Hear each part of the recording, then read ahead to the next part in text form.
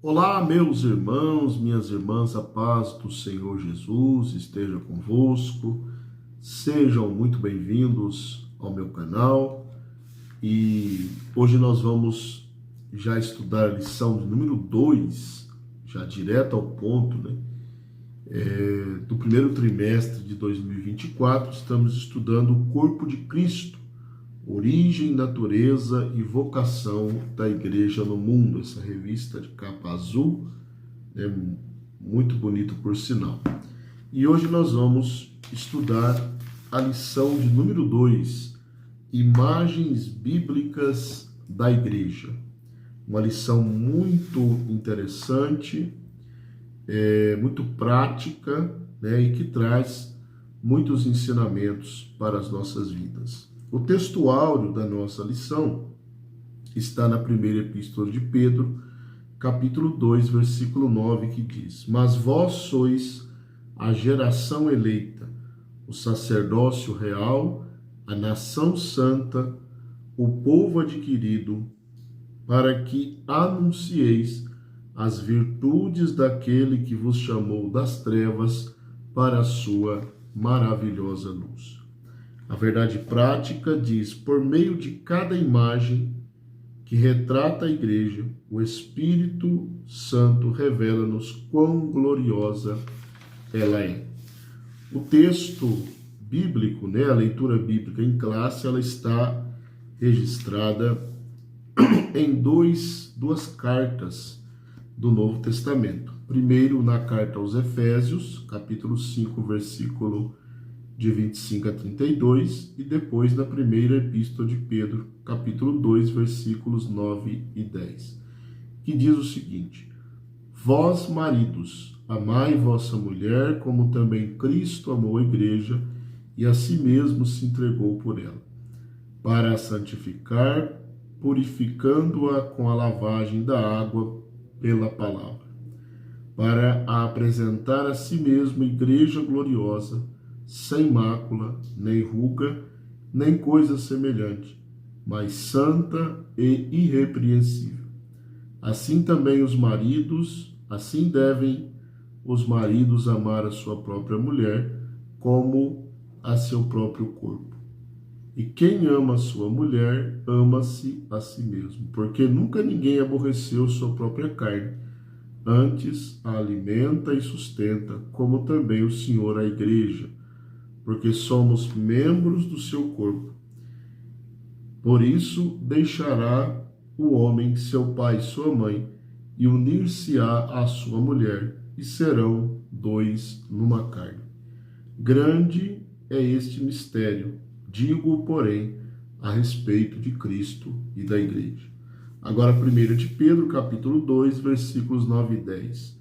Mas vós sois a geração eleita, o sacerdócio real, a nação santa, o povo adquirido, para que anuncieis as virtudes daquele que vos chamou das trevas para a sua maravilhosa luz. Vós que em outro tempo não erais povo, mas agora sois povo de Deus, que não tinhais alcançado misericórdia, mas agora alcançastes misericórdia. Então essa é a leitura bíblica em classe, né, da qual está o embasamento da lição. A lição, ela vai falar sobre as imagens da igreja, né, imagens que representam a igreja de Cristo, e o autor ele dividiu estas imagens em três classes, em três categorias. A primeira categoria, que é o ponto 1, são imagens de relacionamento, imagens que descrevem um relacionamento. Aqui nós vamos ver a imagem da noiva, a imagem da esposa e a imagem do rebanho de Deus. Na segunda categoria de imagens, nós temos as imagens que descrevem a função. Então nós vamos ver aqui a geração eleita, sacerdócio real, nação santa, povo adquirido e também o corpo de Cristo. E a terceira categoria de imagens são as imagens que descrevem a habitação. Então nós vamos ver aqui o santuário de Deus, a casa de Deus e o privilégio de ser igreja, ok? Então fique ligadinho, não saia do vídeo, vá até o final. Nossa aula ela é bem objetiva, né? Bem direta ao ponto, sem rodeios. O nosso vídeo nem fica tão grande, justamente por causa disso, abordando sempre os pontos principais. Então vamos lá para o primeiro ponto, imagens que descrevem um relacionamento. A primeira, a noiva de Cristo. Então lá em 2 Coríntios 11:2, Paulo fala da igreja como uma virgem pura, né? E a palavra aí é partenos. A palavra partenos, em 2 Coríntios 11:2, tem o sentido, o significado de virgem pura, ou seja, uma donzela, uma moça que ainda não se casou, não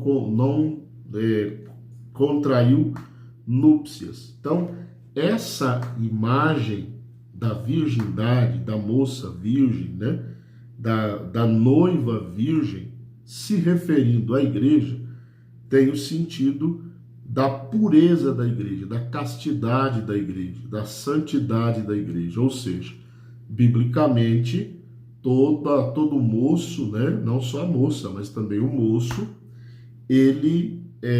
o ideal é casar-se puro, ou seja, casar-se virgem, sem ter relação sexual antes do casamento. Então, Paulo usa a figura da virgem pura, né, a questão do partenos, ou seja, a virgem pura, a moça que não se casou, que não teve ainda relação sexual, para usar como imagem, como figura da igreja. Então, mostrando a santidade da igreja, a pureza da igreja, a fidelidade da igreja, a castidade da igreja, ou seja, a igreja guardando-se para o dia do casamento.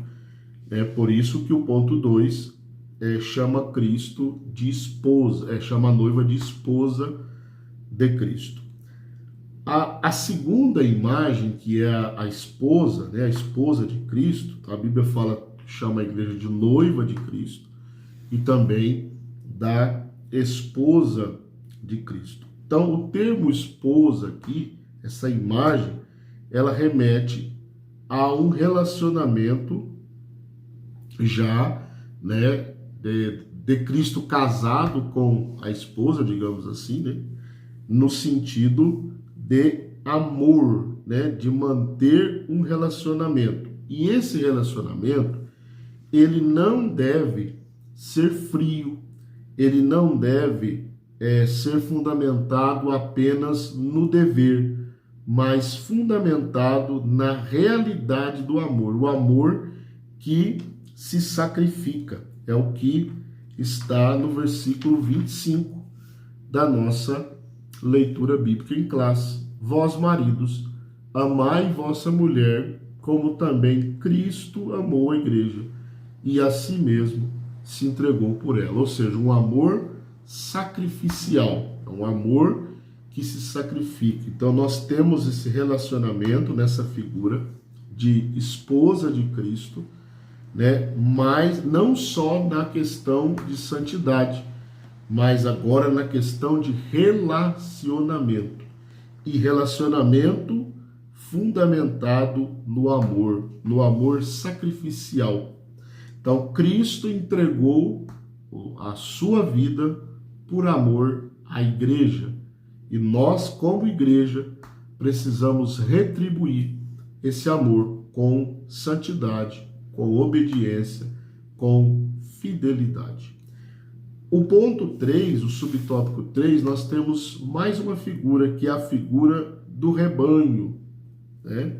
Nós temos o salmo talvez mais utilizado, digamos, o mais famoso da Bíblia, que é o Salmo 23. O Senhor é meu pastor e nada me faltará. Então aqui nós temos a igreja como um rebanho de Deus, rebanho de ovelha. Nós vamos ler um texto lá em Atos, capítulo de número 20 e versículo de número 28. Nós vamos estar vendo, né, a igreja como rebanho de Deus. Atos, capítulo 20, versículo 28, que diz: olhai, pois, por vós e por todo o rebanho, sobre o qual o Espírito Santo vos constituiu bispos, para apacentardes a igreja de Deus, que ele resgatou com seu próprio sangue. Você pode ver que a Bíblia faz esta relação, né? Usa o termo rebanho, olhai para o rebanho, sobre o qual o Espírito Santo vos constituiu bispos, para apacentardes o quê? A igreja de Deus. Ou seja, o rebanho é a igreja de Deus. A igreja é o rebanho do Senhor. E ele é o nosso pastor. E quando nós vamos olhar para esse relacionamento, pastor e ovelha, pastor e rebanho, nós vemos na Bíblia Sagrada o cuidado que Deus tem para com o seu rebanho, né? Nós temos um pastor, o sumo pastor, segundo a Bíblia diz, que nos provê comida, nos provê água, nos provê proteção, abrigo, segurança. Então nós precisamos louvar a Deus, porque nós somos ovelhas do seu pasto. E os Salmos, ele diz o seguinte, que não fomos nós que nos fizemos ovelhas, mas ele nos fez ovelhas do seu pasto. Então, nessa primeira classificação, nesse ponto 1, nós vimos algumas imagens que descrevem relacionamento. A noiva de Cristo, a esposa de Cristo e o rebanho de Deus. Então, 3 imagens da igreja que remetem a relacionamento. Ok? Então, vamos para o ponto 2, para vermos aqui mais uma classificação, mais uma categoria de imagens da igreja, que são as imagens que descrevem a função da igreja. Então, nós temos aqui no primeiro tópico, né, retirado de 1 de Pedro 2:9, temos aqui geração eleita, sacerdócio real, nação santa e povo adquirido. Então vamos um por um. Primeiro, nação eleita. A palavra nação aí é genos. Genos também possui o sentido de raça, né? Então, quando você vai para o Novo Testamento, você vê que o Novo Testamento ele mostra Cristo quebrando, né, a barreira de separação entre judeus e gentios que havia no Antigo Testamento.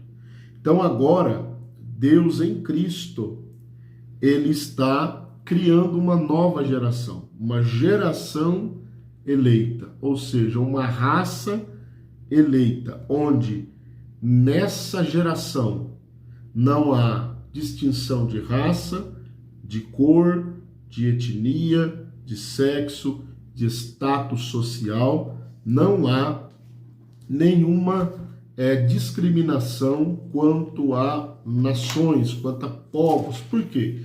Porque Cristo uniu todos os povos que se converteram, lógico, todas as pessoas que se converteram, todos aqueles que são de várias línguas, né, de vários povos, de várias nações.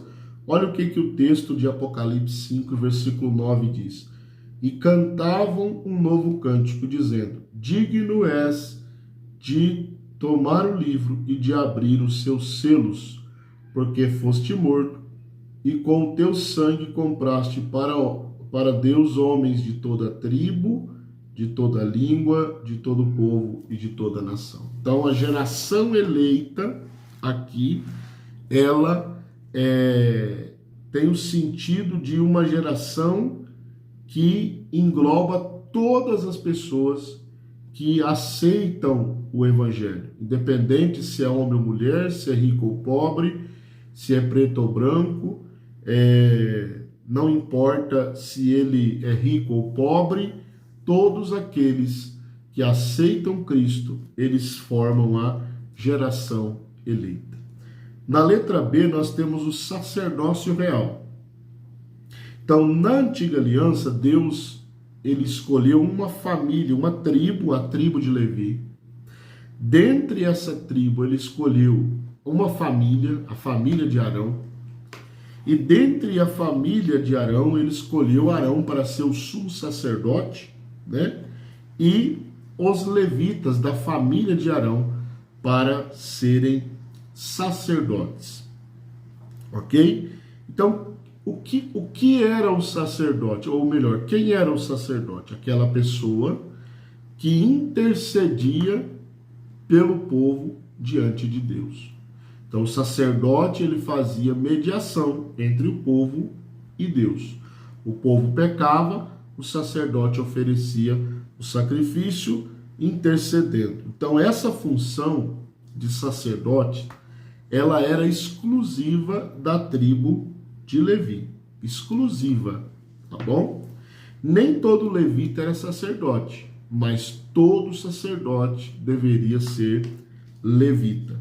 Agora, na Nova Aliança, no Novo Testamento, no tempo da graça, todo cristão, ele é um sacerdote. Ou seja, nós hoje, nós podemos orar a Deus, nós podemos queimar incenso, né, que nesse contexto age como uma figura da oração, né, o incenso. Olha o que diz o Salmo 141. Quando o sacerdote, né, ele ia queimar incenso diante de Deus, lá no altar do incenso, aquele incenso, ele representava como se fosse a oração, o sacerdote orando pelo povo diante de Deus. Lá no Salmo 141, e verso 2, diz assim: suba a minha oração perante a tua face como incenso, e seja o levantar das minhas mãos como sacrifício da tarde. Então, hoje, todos nós somos sacerdócio real. Nós não precisamos hoje, cada cristão, nenhum cristão, precisa de um intercessor humano para chegar até a Deus. Você pode interceder, né, por alguém a qualquer momento. Você pode orar por você, entrar na presença de Deus a qualquer momento, sem intermediário, nem do pastor, nem do líder de jovens, nem da líder do ciclo de oração, né, nem do líder do louvor. Você não precisa mais de seres humanos para interceder por você diante de Deus. Você, cada um de nós, somos um sacerdote. E também temos a letra C, a nação santa e o povo adquirido, né? Então, a nação santa e povo adquirido mostra a igreja como um grupo de pessoas consagradas a Deus.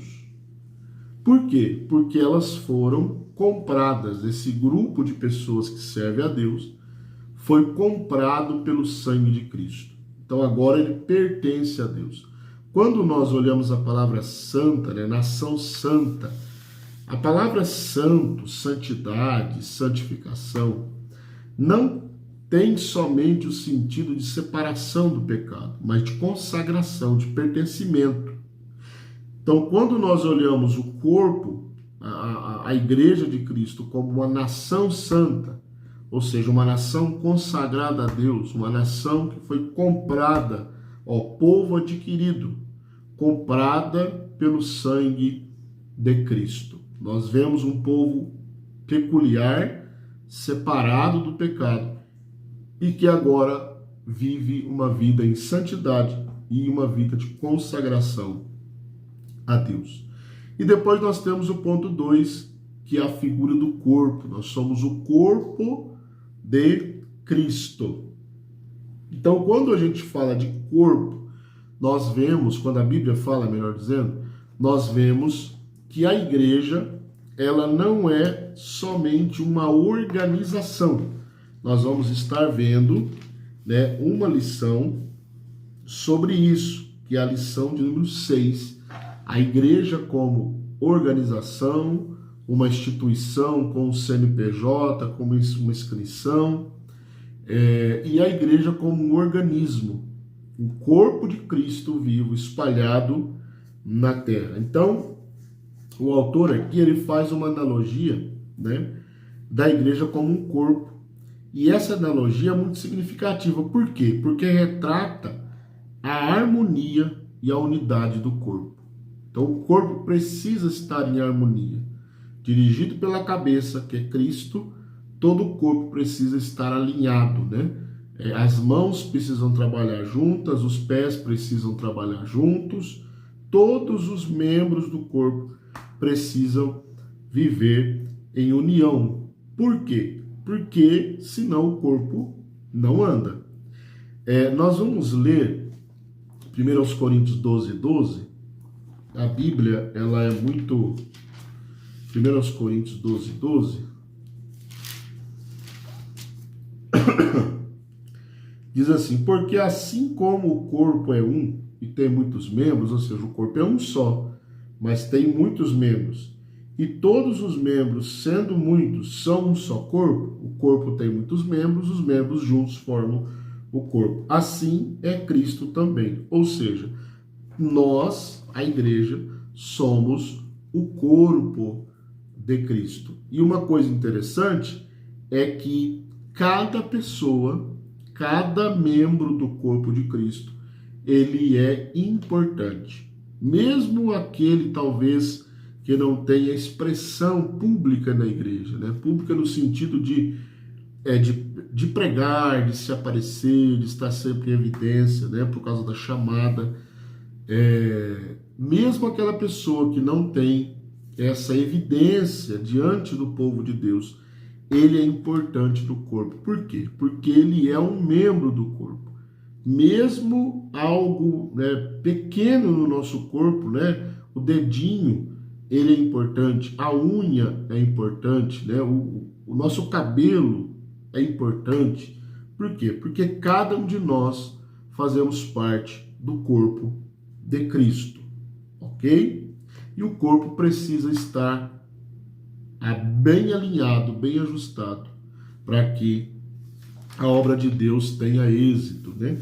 Porque Cristo é a cabeça e o corpo, ele obedece à cabeça. Então, nesse segundo ponto, nós vimos a segunda categoria de imagens, né? Imagens que descrevem a função. Vimos aqui que a igreja é a geração eleita, o sacerdócio real, o povo santo e adquirido, né? Nação santa adquirida, o povo adquirido, e o corpo de Cristo. E agora passaremos para o ponto 3. Ponto 3, que são as imagens que descrevem a habitação de Deus. O primeiro é o templo, a primeira, né, imagem é o templo, é o santuário de Deus. Então, vamos ler 1 Coríntios, capítulo 3, e versículo 16. Paulo, ele deixa bem claro, né, claríssimo, que nós somos, a igreja é o templo do Espírito Santo. Olha o que a Bíblia diz, 1 Coríntios 3,16. Não sabeis vós que sois o templo de Deus e que o Espírito de Deus habita em vós? Olha o 19. Porque,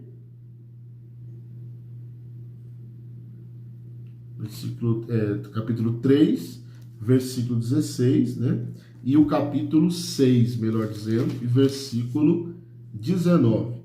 Ou não sabeis que o nosso corpo é o templo do Espírito Santo, que habita em vós, proveniente de Deus, e que não sois de vós mesmos? Então, nós somos santuário de Deus, no templo de Deus. O Espírito de Deus, ele habita em nós. Quando você é regenerado, você ouve a palavra, o Espírito Santo entra no seu coração e vem fazer morada. Jesus diz, quando o Espírito viesse, né? Vamos dar uma conferida aqui rapidinho lá em João 14.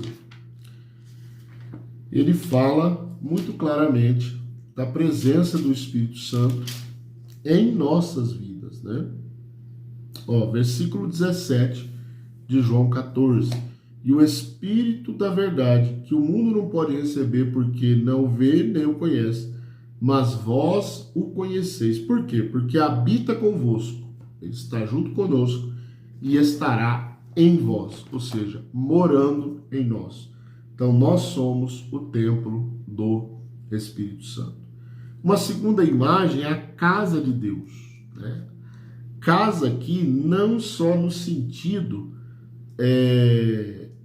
de Deus habitar, né? Como nós vimos aqui na questão do templo, santuário, mas casa também no sentido de família de Deus. Então a igreja, ela é formada de famílias, e até o autor coloca uma coisa interessante aqui, né? Uma igreja forte, ela é formada por famílias fortes. Ao passo que famílias fracas formam uma igreja fraca. Tá bom? Então, nessas famílias, essas famílias juntas que formam a igreja, ela forma a família de Deus. Então, olha o que Paulo escreve aos Efésios, capítulo 2, aos Efésios, capítulo 2, versículo 15. Paulo diz,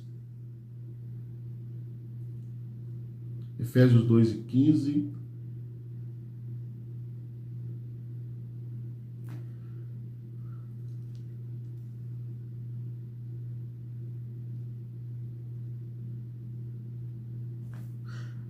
eu marquei, irmãos, a referência errada aqui, mas o texto é onde fala da família de Deus, né? Da família de Deus.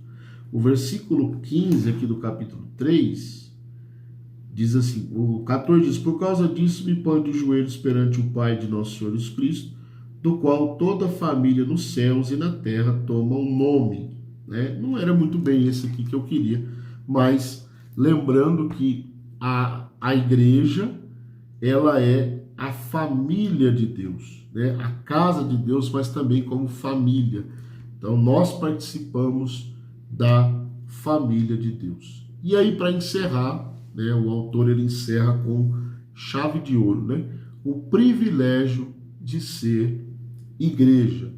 Então nós temos o privilégio de ser igreja. Sabe por quê? Porque a Bíblia diz em Coríntios que Deus, ele não escolheu, né, as coisas grandes, as coisas fortes, as coisas sábias desse mundo, mas ele escolheu aqueles que a sociedade não dava nada por eles. E hoje, muitos, é lógico que Deus escolhe também, salva ricos, salva estudiosos, salva intelectuais, mas na maioria das vezes, as pessoas que são salvas são pessoas que a sociedade não dá nada por elas. Então nós temos hoje o privilégio de servir a Deus como igreja. Então valorize a sua posição, valorize o lugar onde Deus te colocou, a igreja que Deus te colocou, porque é um privilégio servir a Deus. Pela graça e misericórdia dele, ele nos deu a capacidade de servirmos a ele. Então aqui nós vimos aqui, né, mais duas figuras que descrevem a habitação: santuário de Deus e casa de Deus. E vimos o privilégio de servir ao Senhor. Então essa foi a lição de número 2 e eu te espero na próxima semana com a lição de número 3, que é a natureza da igreja, tá bom? Espero você, vai ser uma bênção, você não pode perder de forma nenhuma. Que Deus em Cristo te abençoe, em nome de Jesus.